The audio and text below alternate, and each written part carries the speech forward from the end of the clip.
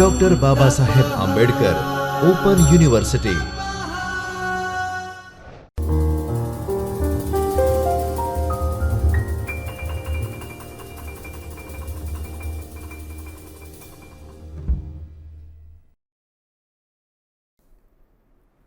Hello and welcome you to all my dear students and faculty members and the friends towards in the video lecture series conducted by the Dr. Babasaheb Ambedkar Open University in the Chaitanya studio for the course called the BBA in a subject financial management in a block number 3 unit number 2 working capital management. Let us start with our today's session in a working capital management 2. As we learned in a previous session that what you mean by the working capital, what are the different requirements are there, what are the different factors affecting to the working capitals are there, what are the different objectives are there, what are the different operating cycles are there. Now in this session, in this unit, we study the working capital management in respect to the different approaches and different operating cycles. That is inventory management, as well as the receivable management and a cash management matters. Now let's start with the learning objective of the working capital management 2.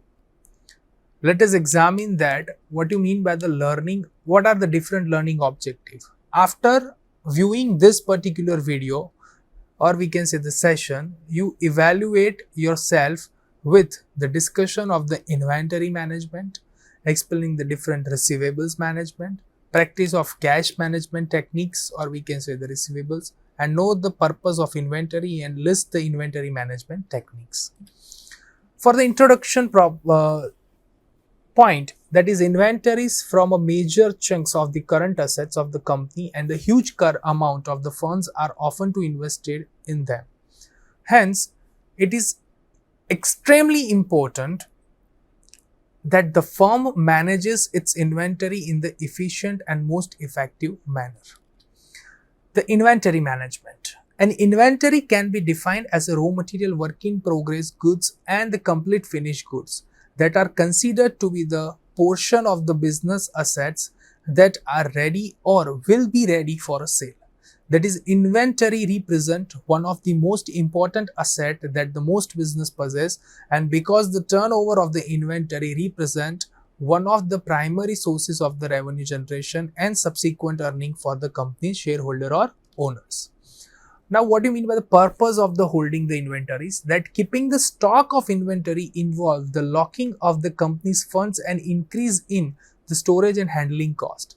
The companies hold the inventories basically for three motives, that is a transaction motive, then the precautionary motive and speculative motive. So transaction motive, that is ensure the smooth production and sales operation, while in the precautionary motive, that is a guard against the volatility of the demand and the supply factors, and in a speculative motive which is done to take the benefits of the price fluctuation. Now let's move to the types of inventory. The various forms of the inventories are included in the raw material, work in progress, finished goods and other. In raw material, that the raw materials inventories are the one of that form of basic ingredient to be the converted into the finished product or finished goods by means the manufacturing process. A company buys and store the raw material to be used later. Then work in progress, or we can say the work in process inventory, are the semi-finished goods and they require the more processing before becoming the finished goods that are ready to sell. And finished goods or inventories are the completely ready of the product that can be sold. Other than the above three basic inventories, there is one more inventory type called the supplies and also known as a store and spares. Through they are not directly into the production but are required for the process of production. For example, the supplies are the material like shops, brooms, oil, fuel, lights, etc. Next, what do you mean by the inventory management techniques? So there are basically three techniques are there, that is EOQ, that is economic order quantity, then reorder point and stock level. Now first, that is economic order quantity. The economic order quantity is the optimal order size that result into the lowest total of the order and carrying cost for an item of inventory given its expected usage. carrying cost and ordering cost. The EOQ determines the order size which will be minimize the total inventory cost. Here the formula is equal to EOQ is equal to root of 2AO upon C, where A is equal to annual usage of unit, O is equal to ordering cost, and C is equal to your carrying cost per unit. Thus we can say the total inventory cost is equal to your ordering cost plus carrying cost. For example, the total requirements of rupees 2000 unit, ordering cost per order is rupees 50 and the carrying cost rupees 2 per unit, then EOQ will be 2 multiplied with 2000 multiplied with 40 divided by 2. So answer will be 283 units. Next is reorder point. After the EOQ, the second technique for the inventory management is reorder point, where the reorder point is an inventory level at which an order should be given to restock the inventory, and to decide the reorder point, we should know the lead time, average usage and economic order quantity. Lead time is the time taken to restock the inventory once the order is given. Then reorder point is equal to lead time multiplied with the average usage. Suppose the EOQ is equal to 1000 unit and the lead time is 4 weeks and the average usage is 100 units per week. Here the new order should be placed at the 10th week. But as there is a lead time for a 4 week, and the order should be placed at the end of the 6th week. So here the reorder point is equal to nothing but your 100 unit multiplied with the 4 weeks. So your answer will be the 400 units at the reordering point. Next is stock level. This technique is kept to track of the goods that the company has to issue the goods and the receipt of the order. It keeps the track of the level of inventory it has, and if this technique or a system reports that an item is at or the below the reorder point level, the firm places an order for the item. Different pricing of the inventories. The following are the different way to valuing the inventory at this method are important to have the efficient inventory management process. So methods are, first is FIFO method, LIFO method, that is first in first out and last in first out, then weighted average cost method, standard price method, and replacement or current price methods. Now moving towards the second important point, that is receivable management. To increase the sale from the customer who cannot borrow from the other source, the companies generally sell the goods on a credit.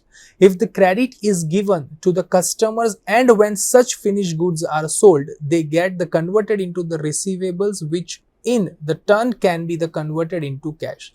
The balance in the receivables account is average daily credit sales multiplied with the average collection period. Let us say that if the average daily credit sales of the firm is rupees 5 lakh and the average collection period is 30 days, then average balance will become the 1 crore 50 lakh rupees.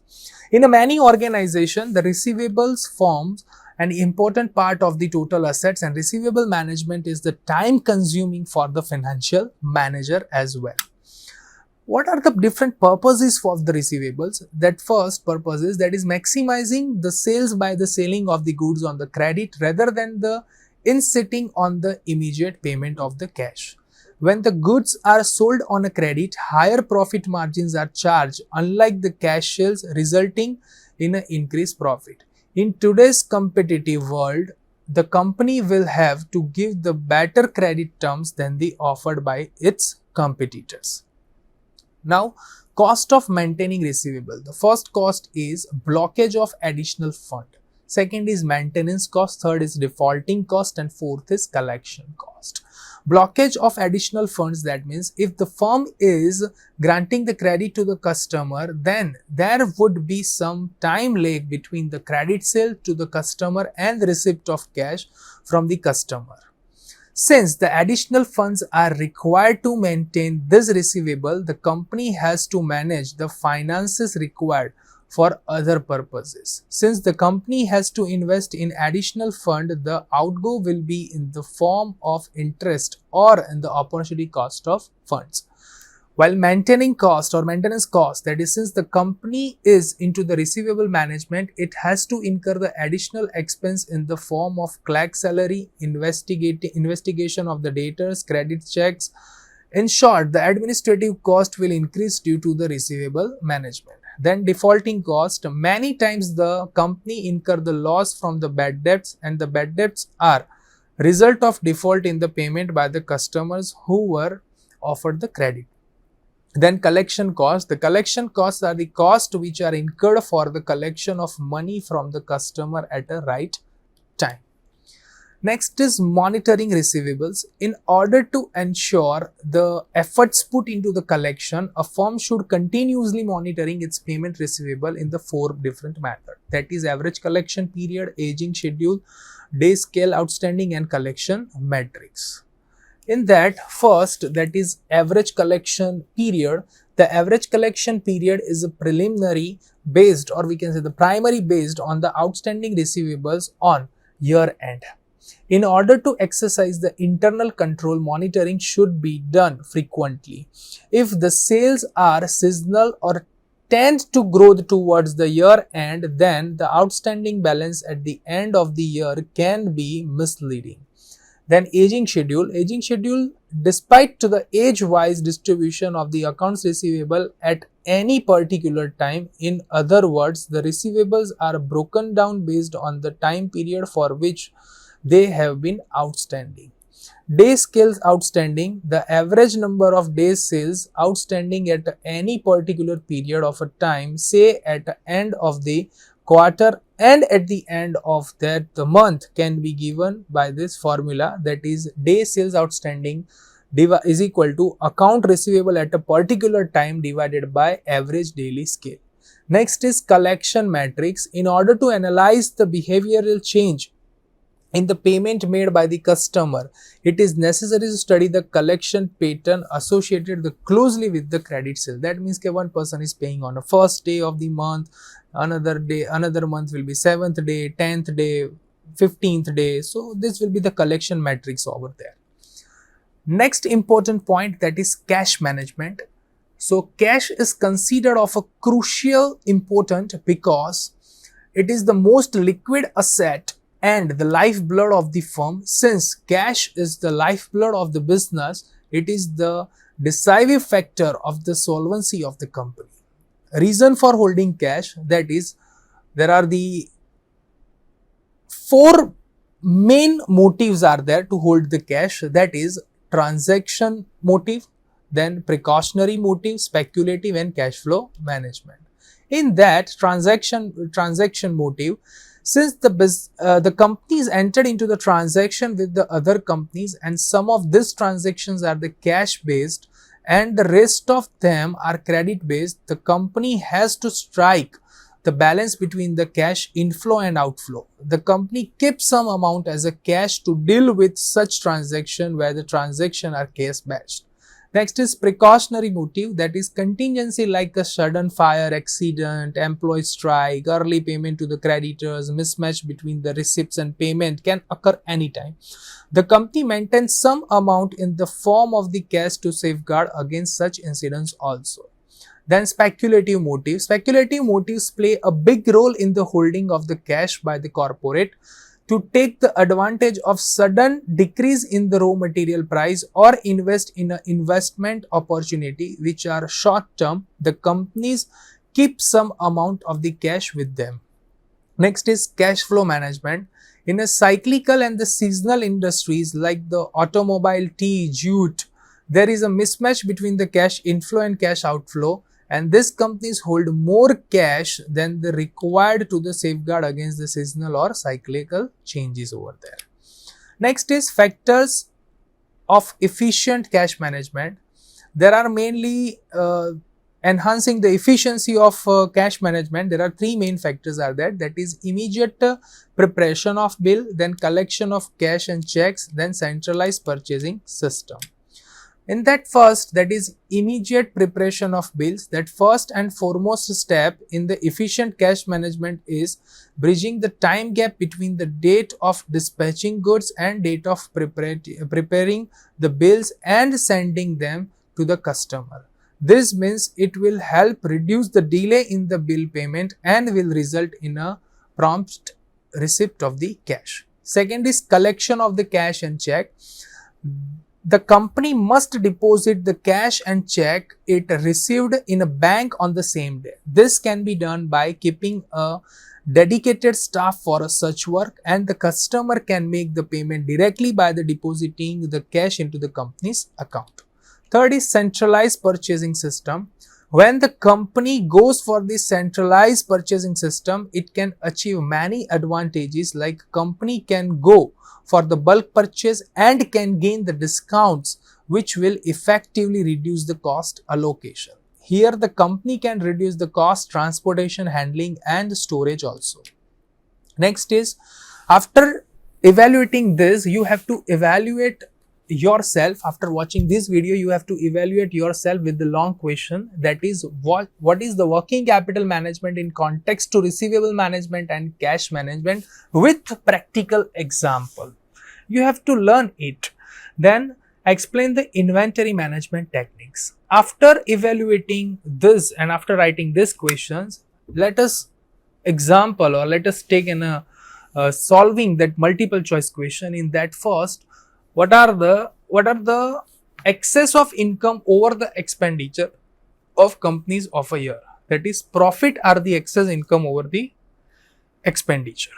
Then speculative motive play a big role in holding the cash by the corporate or incorporate. Definitely companies speculative motive are there, that means it's a corporate in nature. Third is, dash is used for marketing the tools, particularly when the new product is launched or when the company want to push it to the weak product. That is, obviously credit is mostly marketable tool. Then which despite to the age wise, that is nothing but age wise is given, then you have to talking about the aging schedule only. The distribution of the accounts receivable at the any particular time, that is aging schedules. Next is the which is the optimal order size. Optimal order size is given, then definitely it's the economic order quantity to result into the lowest total of the order and carrying cost for a item inventory is given in expected usage and carrying cost and ordering cost. It is ultimately EOQ are there. Then the order size which will be minimize the total inventory cost, definitely it's the EOQ determinants are the given to the different to minimize the total inventory cost. So these are the different MCQs are there. After watching this video, you have to evaluate yourself with the long questions, then multiple choice question, and then if you want to study more, then you may refer this. Further readings are also there, that is financial management by ICFAI, then financial management by IM Pandey, and financial management by Khan and Jain. So hope you enjoy this video. Hope you enjoy this video and effectively measured your value with respect to the working capital management part 2, that is unit 2 in the block number 3. Hope you well. Hope you're doing well. Hope you enjoy this video. Thank you very much. We will be meet in the next session with the next particular unit. Hope you enjoy. Thank you very much.